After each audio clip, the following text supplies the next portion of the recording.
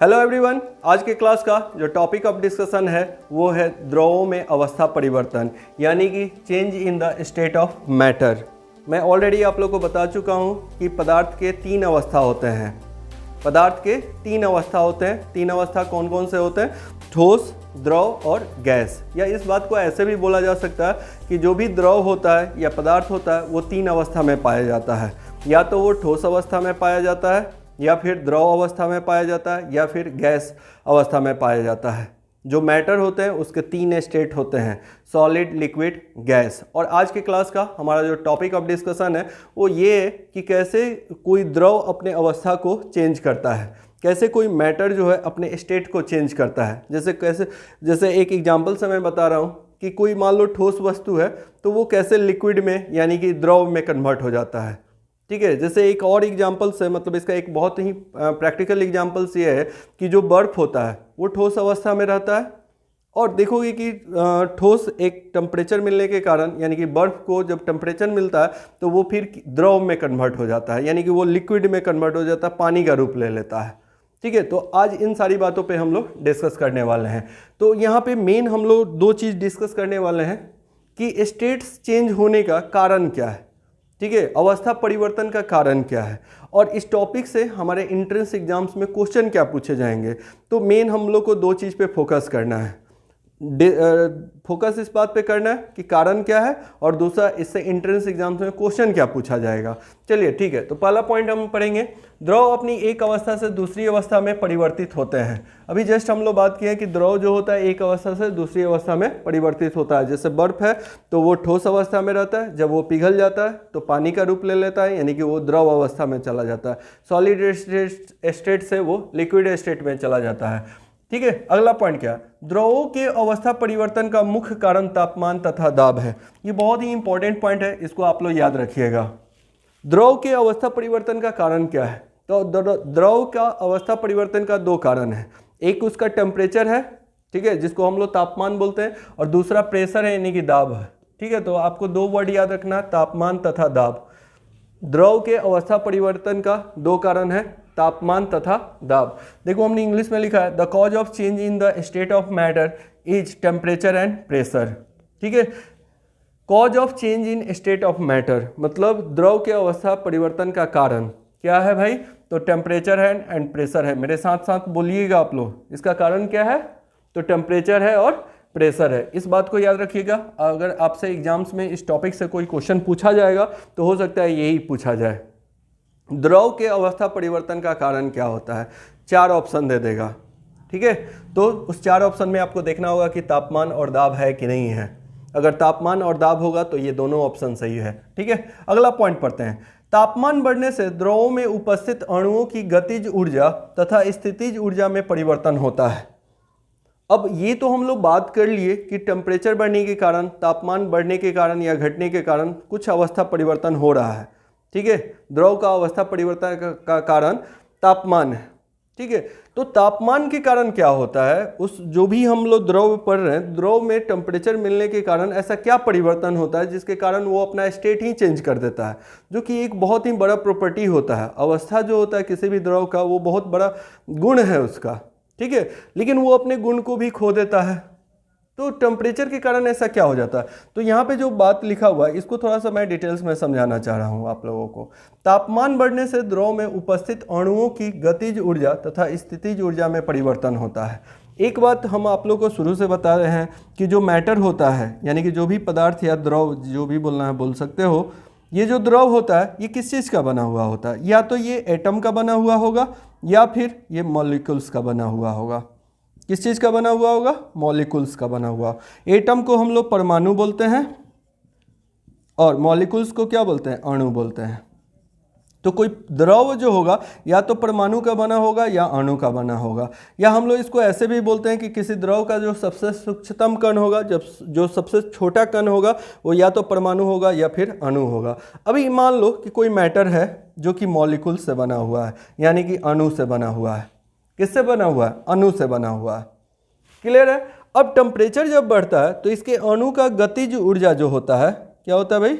गतिज, और एक होता है स्थितिज। ठीक है, यहाँ पे देखो हमने लिखा है स्थितिज। ऊर्जा। दो तरह के ऊर्जा होते हैं, किसी भी पदार्थ के अंदर में दो तरह का ऊर्जा होगा, एक काइनेटिक एनर्जी होता है, एक पोटेंशियल एनर्जी होता है। काइनेटिक एनर्जी को गतिज ऊर्जा बोला जाता है, ठीक है, और पोटेंशियल एनर्जी को स्थितिज ऊर्जा बोला जाता है। तो टेम्परेचर में बदलाव होगा तो ऑब्वियसली इसके जो भी मॉलिक्यूल्स होगा, जो उसका अणु होगा, उसका काइनेटिक एनर्जी और पोटेंशियल एनर्जी चेंज होता है, ठीक है। कोई भी पदार्थ अणु से बना है, मान लो कोई पदार्थ है वो अणु से बना हुआ, और जब टेम्परेचर बढ़ेगा, ध्यान से सुनना, टेम्परेचर बढ़ेगा या घटेगा, इसको एक लाइन में बोल सकते हो कि अगर टेम्परेचर चेंज होगा तो उस अणु का जो काइनेटिक एनर्जी होगा और पोटेंशियल एनर्जी होगा, यानी कि गतिज ऊर्जा जो होगा और स्थितिज ऊर्जा होगा, उसमें भी बदलाव होगा। टेम्परेचर में बदलाव के कारण गतिज ऊर्जा और स्थितिज ऊर्जा में बदलाव होता है, जिसके कारण कोई भी पदार्थ जो अपना अवस्था चेंज कर पाता है, ठीक है। तो अवस्था चेंज करने का मुख्य कारण तापमान और दाब है, और तापमान बढ़ने के कारण उस द्रव के अंदर में उसके अणु का गतिज ऊर्जा और स्थितिज ऊर्जा में परिवर्तन होता है, इसीलिए वो अपना अवस्था को परिवर्तन कर पाता है, यानी कि कोई भी मैटर अपने स्टेट को चेंज कर पाता है, ठीक है, इसलिए क्योंकि उसके मॉलिक्यूल्स का काइनेटिक एनर्जी और पोटेंशियल एनर्जी में चेंजेज आते हैं, ठीक है। तो चलो अगला पॉइंट क्या है, तापमान जैसे जैसे बढ़ता जाता है वैसे वैसे अणुओं का गतिज ऊर्जा बढ़ता जाता है, जिसके कारण ठोस द्रव में द्रव गैस की अवस्था में बदल जाता है। इस बात को थोड़ा समझिए, करें कि जैसे जैसे टेम्परेचर बढ़ते जाता है, टेम्परेचर की वैल्यू को हम लोग बढ़ाते जाएंगे, तो होगा क्या कि जो आपका ठोस है, ठोस पहले किस में बदल जाएगा, द्रव में बदल जाएगा, ठीक है। और भी टेम्परेचर ऐसे ही कंटिन्यूअसली बढ़ाते रहे, पहले टेम्परेचर दिए तो ठोस से द्रव बन गया, और भी टेम्परेचर देते रहेंगे तो द्रव से ये क्या हो जाएगा, गैस बन जाएगा। अगर इंग्लिश में लिखें तो टेम्परेचर दिए किसको, तो सॉलिड्स को। टेम्परेचर मिलने के कारण एक पर्टिकुलर टेम्परेचर पे, एक निश्चित तापमान पे सॉलिड जो है वो क्या बन जाता है, लिक्विड बन जाता है, ठीक है। और फिर टेम्परेचर और आगे टेम्परेचर का वैल्यू बढ़ाओगे तो लिक्विड से ये क्या बन जाएगा, गैस बन जाएगा। क्लियर है।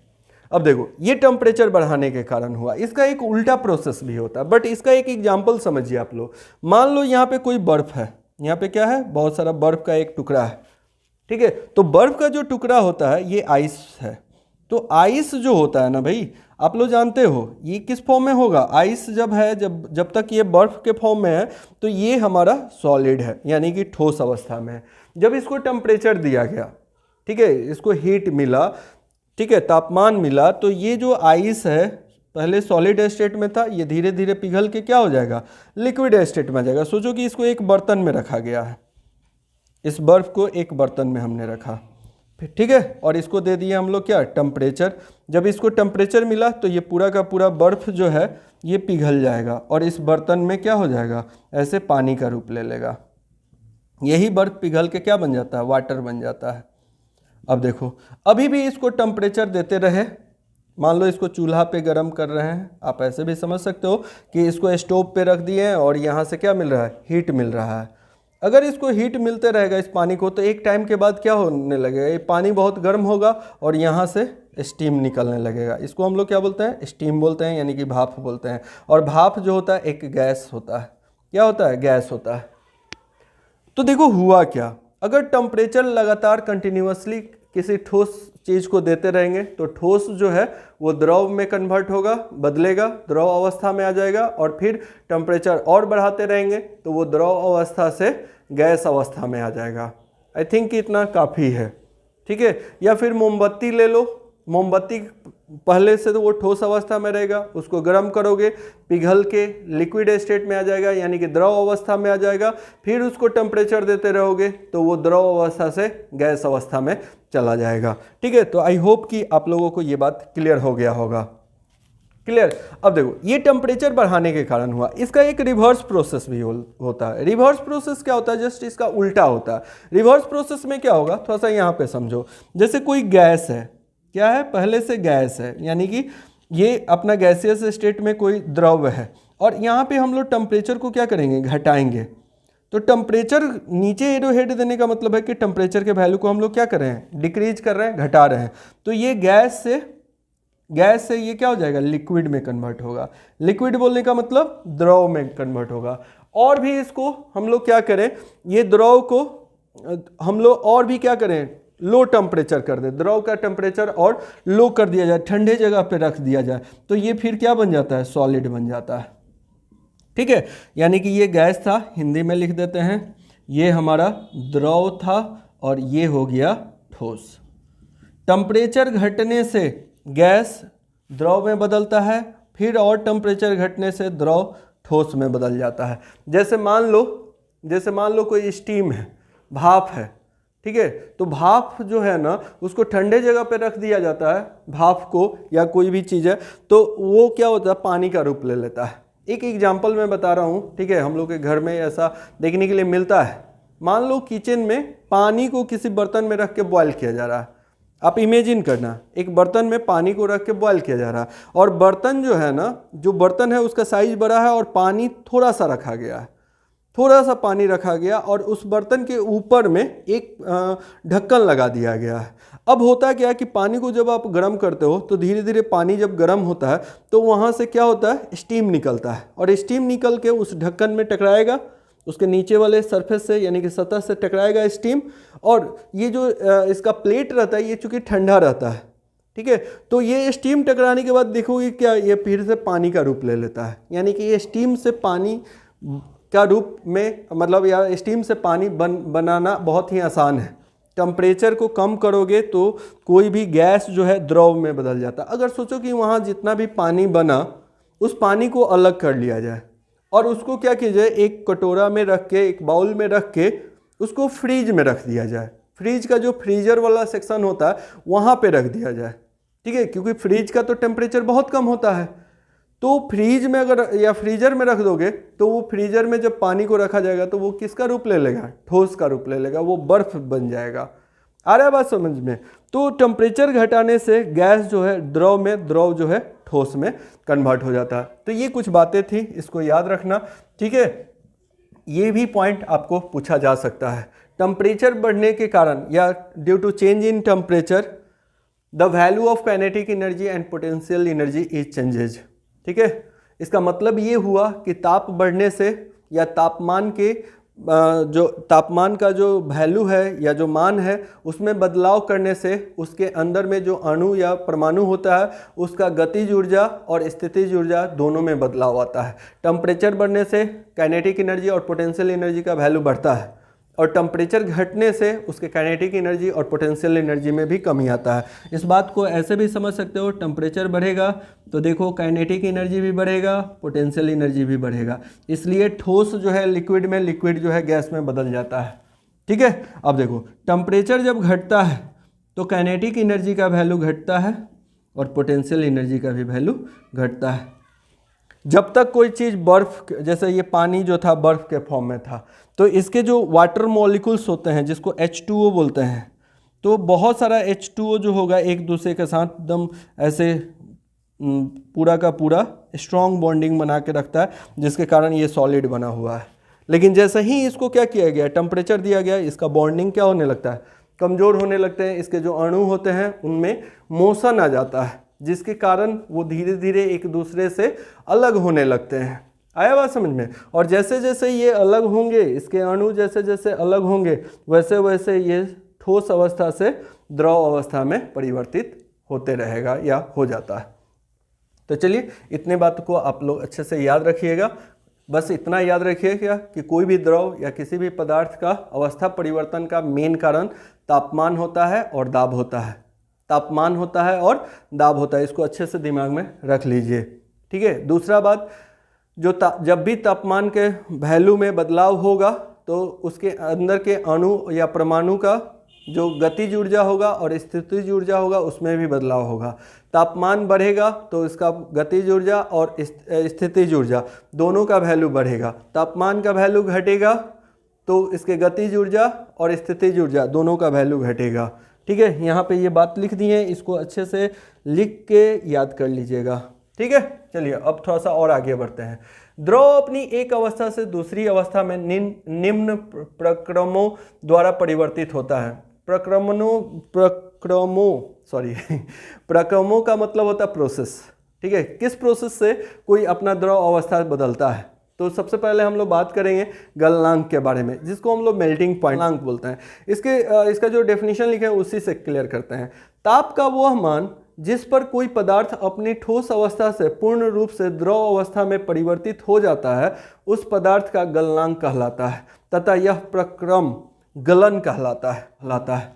बड़ा आसान सा है यार, डेफिनेशन तो बहुत बड़ा है, डेफिनेशन याद रखने का आपको बहुत ज़रूरत नहीं है।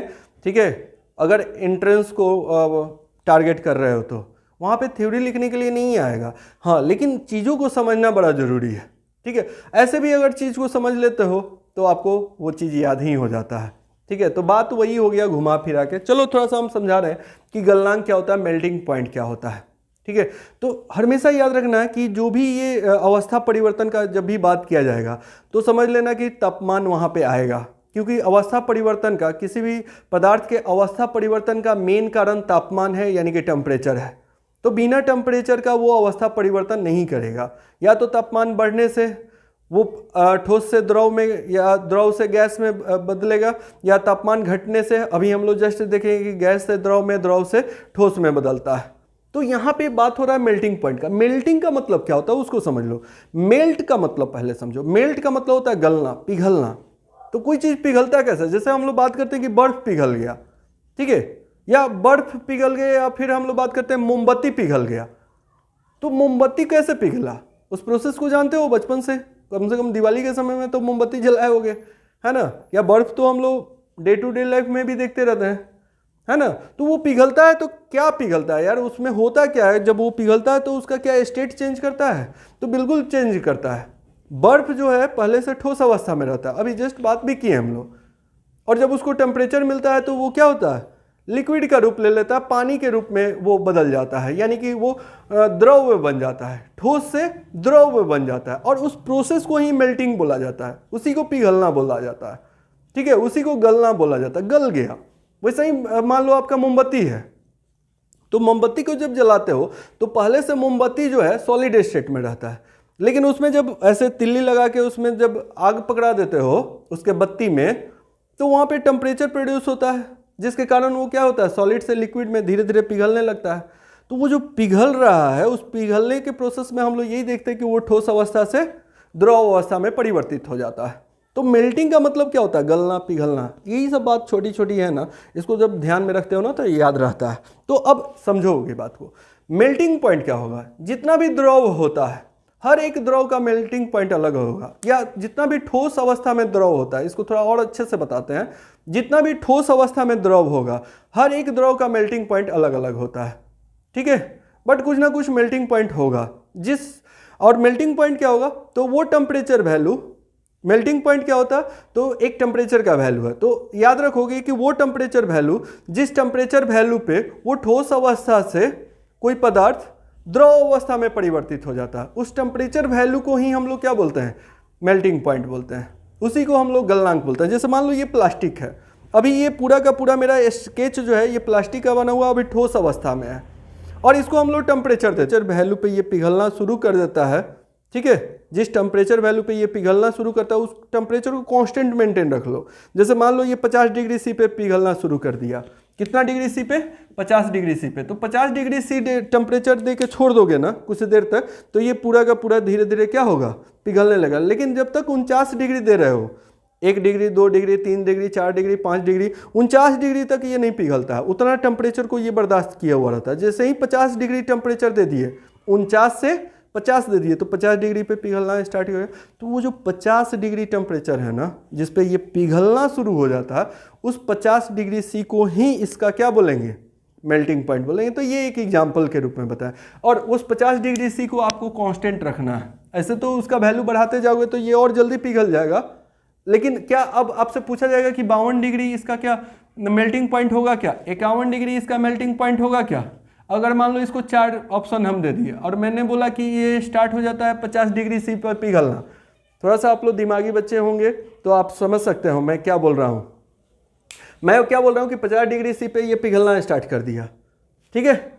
और उसके बाद हम लोग टेम्परेचर को बढ़ाते रहे, 51 डिग्री सी कर दिया, 52 degree C, 53 degree, 54 degree, 55 degree. आपसे पूछा जाएगा मेल्टिंग पॉइंट क्या है भाई इसका, तो क्या होगा, तो वो मिनिमम वैल्यू, समझ रहे हो ना, वो मिनिमम वैल्यू, वो न्यूनतम तापमान का वैल्यू जिस पे ये पिघलना शुरू हुआ था, उस तापमान के वैल्यू को, उस न्यूनतम तापमान के वैल्यू को ही मेल्टिंग पॉइंट बोला जाता है। ये बात अच्छे से दिमाग में रख लीजिए, ठीक है। तो क्लियर हो गया होगा। एक एग्जांपल बताया, जैसे मान लो बर्फ है, ठीक है, बर्फ का मेल्टिंग पॉइंट क्या होगा। कभी कभी देखो पानी का मेल्टिंग पॉइंट पूछ देता है यार, तो बड़ा बच्चे जो स्टूडेंट्स होते हैं ना, बड़ा कंफ्यूज होते हैं कि यार मेल्टिंग पॉइंट तो सॉलिड्स का होता है, मेल्टिंग पॉइंट किसका होता है, ठोस का होता है। ये भी बात हमेशा याद रखना है कि मेल्टिंग पॉइंट किसका होता है, ठोस का होता है, ठीक है, क्योंकि ठोस अवस्था से द्रव अवस्था में जिस टेम्परेचर पे वो परिवर्तित होता है, उस टेम्परेचर वैल्यू को हम लोग क्या बोलते हैं, गलनांक बोलते हैं। लेकिन पानी तो यार हम लोग जानते हैं कि द्रव अवस्था में है, तो एक्चुअली क्या है ना, पानी पूछने का मतलब बर्फ होता है, पानी पूछने का मतलब क्या है, बर्फ होता है, ठीक है। अगर पानी का भी अगर आपसे गलनांक पूछे या मेल्टिंग पॉइंट पूछे तो अभी हम बताएंगे कि क्या लिखना है, ठीक है। तो हमेशा याद रखना कि जैसे मान लो पानी का गलनांक 0 डिग्री सेल्सियस होता है, पानी का गलनांक कितना होता है, 0 डिग्री सेल्सियस। दम दिमाग में रख लो, यही क्वेश्चन पूछा जाएगा, ऐसा ही क्वेश्चन पूछा जाता है, हो सकता है यही क्वेश्चन पूछा जाए। पानी का गलनांक कितना होता है, वाटर का मेल्टिंग पॉइंट कितना होता है, तो 0 डिग्री सेल्सियस होता है। और 0 डिग्री सेल्सियस जो होता है 273 केल्विन के बराबर होता है। 0 डिग्री सेल्सियस किसके बराबर होता है, 0 डिग्री सेल्सियस 273.16 केल्विन के बराबर होता है, ठीक है। आप 273 भी याद रखोगे तो काम चल जाएगा, क्लियर। तो 0 डिग्री सी पे बर्फ जो है पिघलना शुरू हो जाता है, मेल्ट होना शुरू हो जाता है, पानी का रूप लेना शुरू हो जाता है। अब मान लो उसको 5 डिग्री टेम्परेचर दे दिए, 10 डिग्री टेम्परेचर दे दिए, 20 डिग्री टेम्परेचर, तो ओबियसली टेम्परेचर का वैल्यू बढ़ाओगे तो वो जल्दी जल्दी पिघल जाएगा। लेकिन आपसे पूछा जाएगा मेल्टिंग पॉइंट का वैल्यू क्या था भाई, तो मेल्टिंग पॉइंट का वैल्यू 0 ही होगा। वो मिनिमम वैल्यू, हमेशा याद रखो, वो मिनिमम वैल्यू जिस पे कोई ठोस जो है द्रव अवस्था में परिवर्तित होने लगता है, उस मिनिमम वैल्यू ऑफ टेम्परेचर को क्या बोलते हैं गलनांक बोलते हैं। चलो बहुत बता दिया, ठीक है। अब देखो अगला पॉइंट क्या है, बर्फ का गलनांक 273.16 केल्विन और 0 डिग्री सेल्सियस होता है। देखो बहुत सारी चीज़ें हैं जो कि ऑलरेडी आप लोग जानते हो, लेकिन इंट्रेंस क्लास ज्वाइन करने का क्या फ़ायदा है, क्योंकि टीचर उन सारे पॉइंट्स को ज़्यादा हम लोग फोकस करते हैं जो पूछा गया है या पूछने का चांसेज है। खुद से पढ़ने पे ना बहुत सारे स्टूडेंट को नहीं समझ में आता है कि यार क्या पढ़ें नहीं पढ़ें, क्या पूछा जाएगा नहीं पूछा जाएगा, बट हम लोग हर साल पढ़ाते रहते हैं, हम लोग को पता है कि किस तरह के प्रश्न पूछे जाते हैं। बस आप लोगों को अब ज़रूरत क्या है कि जिस पॉइंट को हम लोग हाईलाइटेड करते हैं या बार बार बताते रहते हैं, यानी कि वो समझ लो बहुत इंपॉर्टेंट पॉइंट्स है, उसको याद रखने का कोशिश आपको करना है, ठीक है। हम लोग का काम है मेन टॉपिक बताना, मेन पॉइंट्स को बताना, क्या क्वेश्चन पूछा जाएगा वो सारा चीज़ बताना। आपका काम क्या होना चाहिए, जो सर बता दिए उसको याद रखना है, क्योंकि वही हो सकता है कि क्वेश्चन पूछा जाए। 100% तो गारंटी नहीं है कि एकदम यही पूछा जाए, लेकिन हाँ पूछा जाएगा, ठीक है। चलो अगला पॉइंट क्या है, अगला जो पॉइंट है ना ये भी बहुत कमाल का है। याद रखना बर्फ का गलनांक जो होता है 273, और बर्फ के जगह पर अगर यहाँ पे पानी लिखा हुआ हो, वाटर भी लिख लेना, वाटर का भी गलनांक कितना ही होता है। अगला पॉइंट क्या है, अशुद्धि की उपस्थिति में गलन बिंदु घटता है। अशुद्धि की उपस्थिति में गलन बिंदु घटता है। जैसे मान लो बर्फ है, तो बर्फ जो है H2O मॉलिक्यूल से बना हुआ, इसके जो अणु होंगे वो H2O से बना हुआ होगा, बहुत सारे H2O एक साथ ऐसे बॉन्डिंग करके बनाया है। लेकिन अगर बर्फ में कुछ मान लो कलर्ड वगैरह कभी कभी डाल दिया जाता है उसका बर्फ़ का कलर चेंज करने के लिए, या कुछ मान लो दूध डाल दिया गया या कुछ और भी मान लो, तो बर्फ़ को छोड़ के बाकी जो भी आप चीज़ मिला रहे हो उसके लिए वो अशुद्धि है, इम्प्योरिटी है। तो इम्प्योरिटी अगर किसी भी पदार्थ में मिला दिया जाए, ठीक है, या किसी ठोस में इम्प्योरिटी हो पहले से, तो उसका मेल्टिंग पॉइंट घट जाता है। तो इम्प्योरिटी के कारण, अशुद्धि के कारण मेल्टिंग पॉइंट घट जाता है। जैसे मान लो अभी हम लोग बात किए थे कि ये कोई बर्फ़ है, ठीक है, या बर्फ़ का छोड़ो, यहाँ पे जैसे हमने स्केच का एग्जांपल दिया था कि 50 डिग्री सेल्सियस है। अब मान लो इसमें पहले से अशुद्धि रहेगा, प्लास्टिक को छोड़ के कोई दूसरा एलिमेंट्स भी इसमें रहेगा, तत्व भी रहेगा, तो उसके इसमें इसका मेल्टिंग पॉइंट 50 डिग्री से घट जाएगा। यहाँ पे जैसे बर्फ़ है तो इसका बर्फ़ का मेल्टिंग पॉइंट कितना था, 0 डिग्री से है, बर्फ़ का मेल्टिंग पॉइंट कितना है 0 डिग्री सी, इसमें कोई दूसरा चीज़ मिला लोगे तो 0 डिग्री सी से कम हो जाएगा। अब कहोगे कि 0 डिग्री सी से कम क्या होगा, तो -1 डिग्री सी होगा, -2 डिग्री सी होगा, इस तरीके से, ठीक है। तो अशुद्धि के केस में उसका गलनांक यानी कि गलन बिंदु जो होता है वो घटता है, इसको गलनांक ही लिख देते हैं, गलनांक, ठीक है। तो चलो आज के क्लास में इतना ही। अगले क्लास में हम लोग पढ़ेंगे बॉइलिंग पॉइंट, फ्रीजिंग पॉइंट्स, इस तरह के भी और भी बहुत सारे पॉइंट्स बचे हुए हैं, उसके बारे में हम लोग पढ़ेंगे। तो यहाँ तक बहुत अच्छे से आप लोग पढ़ लीजिए, अच्छे से तैयारी कर लीजिए। नेक्स्ट क्लास में मिलते हैं अगले टॉपिक के साथ। Thank you.